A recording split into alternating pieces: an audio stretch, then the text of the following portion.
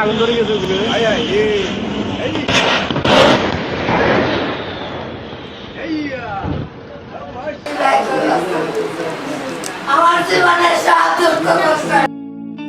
নিজেদের জীবনের বিনিময়ে জনমানুষকে বড় ধরনের ক্ষতির হাত থেকে রক্ষা করেছেন চট্টগ্রামে বিধ্বস্ত বিমান বাহিনীর প্রশিক্ষণ যুদ্ধ বিমানের পাইলট, বিমান বাহিনীর স্কোয়াড্রন লিডার আসিম জাওয়াদ এবং উইং কমান্ডার সোহান।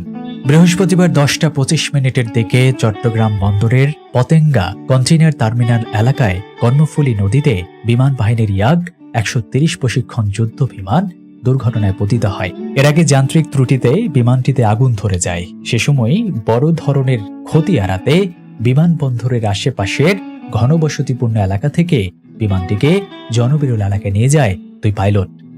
ইচ্ছে করলে তার আগেই তারা প্যারাসুটের মাধ্যমে উড্ডয়ন করতে পারত, কিন্তু জনমানুষের কথা চিন্তা করে নিজের জীবনের ঝুঁকি নিয়ে তারা কর্ণফুলী নদীতে বিমানটি উড্ডয়ন করার চেষ্টা করেছিলেন। এর ফলে অনেক বড় ধরনের ক্ষতির হাত থেকে রক্ষা পায় স্থানীয় মানুষজন। এই দুর্ঘটনায় বিমানে থাকা দুই পাইলটের মধ্যে আসিম জাওয়াদ নামের একজন মারা গেছেন। তিনি বিমান বাহিনীর স্কোয়াড্রন লিডার হিসেবে কর্মরত ছিলেন। একই দুর্ঘটনায় আহত পাইলট সোহান, তিনি বিমান বাহিনীর ইয়ং কমান্ডার হিসেবে কর্মরত ছিলেন। আসিম জাওয়াদ মানিকগঞ্জ জেলার সাটুরিয়া থানার গোপালপুর গ্রামের ডক্টর আমানুল্লাহ এবং নীলুফা আক্তারের ছেলে। অনেকে মন্তব্য করেছেন, দেশের কত বড় ক্ষতি হলো, আমরা হারালাম আমাদের একজন বীর যোদ্ধাকে।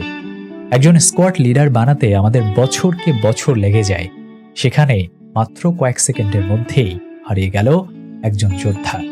আমরা আপনাকে সালাম জানাই, আল্লাহ আপনাকে বেহেশত নসিব করুক।